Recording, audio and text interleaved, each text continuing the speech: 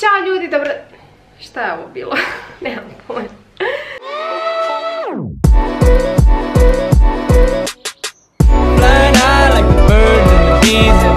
Ćao, ja sam Andreja i dobrodošli nazad na moj kanal i u današnjem videu sam odlučila da sjednem ovdje i da vam pokažem kao prvo kako ja testiram svoje ekstenzije.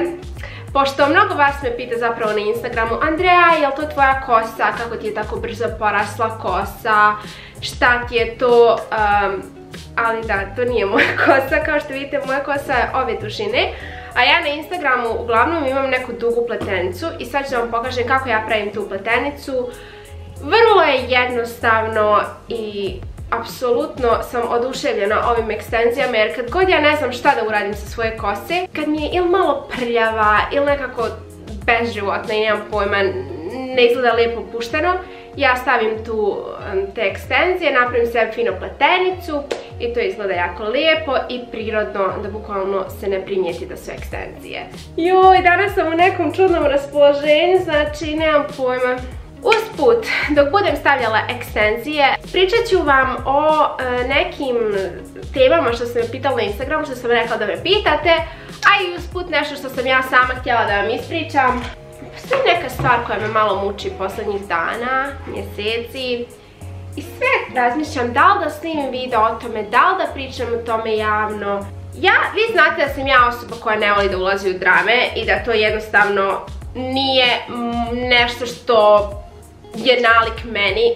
Dakle, ja sam jako mirna, smirena osoba koja ne voli da ulazi u konflikte pogotovo na YouTube-u i na društvenim mrežama, ali tako i u stvarnom životu. Znači, u stvarnom životu ja ne mogu da podnesem ni jednu jedinu dramu i ja apsolutno bježim i odlazim od ljudi, stvari, čim ja osjetim da će biti neka drama, jer ja to ne mogu da podnesem. Međutim, nekad u životu, da biste iole došli do neke pravde koju zaslužujete, morate da radite stvari koje vam se ne rade, a to je drama. I pošto imam jednu situaciju koju mi je jako teško da riješim u privatnom životu, van kamera,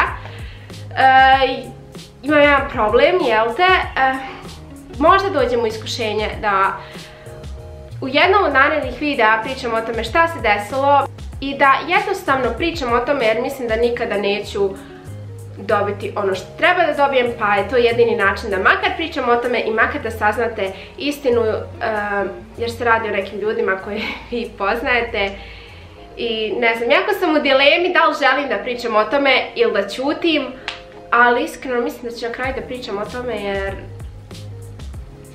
ne mogu jednostavno tako sjedim i da trpim da se dešava neka nepravda. Iako sam ljuta i iznervirana sad trenutno kad se sjetim toga, ali nebitno. O tom potom vidjet ćemo šta će se desiti u budućnosti, možda se sve riješi privatno pa ja ne budem morala da snimam video o tome. Ja se iskreno nadam, ali ukoliko ne bude taj slučaj, ja ću jednostavno morati da pričam javno o tome. Dakle, kako stavljam ekstenzije? Joj, ljudi moji, znači, ja imam ovdje, znači, malo gadno izgleda, ali imam baš puno kose u ovoj kutiji sad. Ona nijansa koju sam ja uzela je light brown. Kad pravite pletenicu, nije sad toliko bitno da to bude dobro zakačeno, jer se neće ni primijetiti, jer ćete imati pletenicu i apsolutno je nebitno, tako da ako se pitate zašto ja nikad ne uvijam kosu ili tako nešto s ovim ekstenzijama, to je zato što sam previše lijena za to i potrebno je dosta truda, a ja ne mogu da se trudim. Sad ću da uzmem jedan malo veći pramen od 3 šnalice. Ovo je najveći pramen i kao glavni u ovom setu, zato što je apsolutno dovoljan za, na primjer, visoki rep koji ja nekad pravim. Serije koje nam preporučuješ da pogledamo šta raditi preko ljeta. Ja sam se u posljednje vrijeme toliko zarazila serijom Killing Eve, dakle tako se zove Killing Eve, ili ti u prijevodu Ubijanje Eve. I posebno mi se svidjela jedna likuša u seriji koja je toliko moćna i baš onako ima dobrih likova, dobrih scena, dobrih rečenica. Jako mi se sviđa serija, ne znam, ako niste gledali, pogledajte, ali pored te serije volim Black Mirror, volim The Handmaid's Tale. A šta radite preko ljeta? Ići na jezera, rijeku koja je vama najbliža. Ja često idem na Drinu. Ići na bazene, na more ako možeš, neki akvapark. Ići u bioskop. O fakultetu, je li teško živjeti sama? Šta jedeš kao student u odnosu na prije, je li teže od srednje? Ja sam iskreno oduševljena svojim fakultetom i mislim da je to možda bila moja najbolja odluka u životu. Baš sam jako srećna što idem baš na ovaj fakultet koji idem, dakle filozofski u Novom Sadu. Smjer mi je super i baš mi je drago što se izdešavalo tako što se izdešavalo da ja studiram sad to, a ne što sam htjela samo engleski. Ruski mi se jako sviđa, učim ga, profesori su mi super. Teško jeste, ali sam se nekako navikla da učim i sad mi je to posao, nije mi postalo teško da učim. Nije toliki pritisak kao na ostalim fakultetima da moraš da ideš da skupljaš potpise. Nemam ispitni rok u julu dok svi ostali fakulteti imaju. Ne znam, baš mi se sviđa fakultet. Šta jedeš kao student u odnosu na prije, je li teže od srednje? Teže od srednje naravno da jeste. I jedem sve što jedem i inače.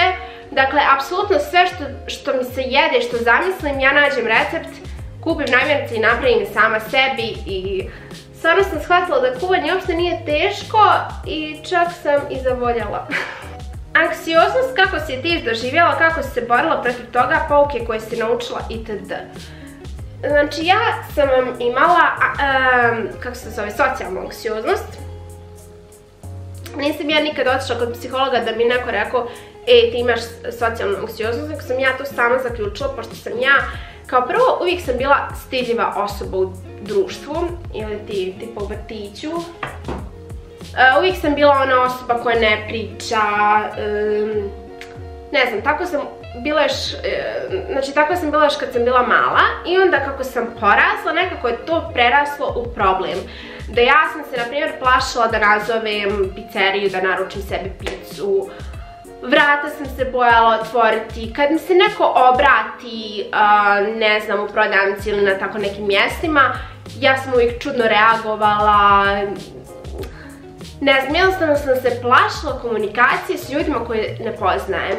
Međutim, ja mogu sad da kažem da sam ja prevazišla tu anksioznost i ono što je meni pomoglo jeste da poradim na samopouzdanju.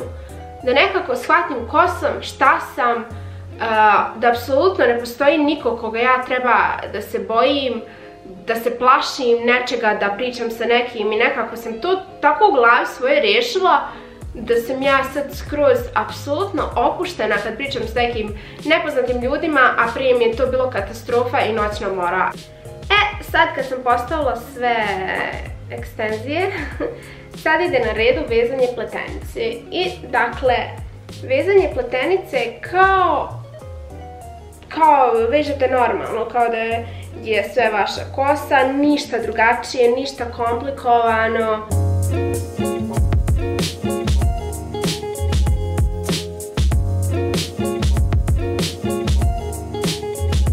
Sad mogu malo da ovako raširim pletenicu ako želim.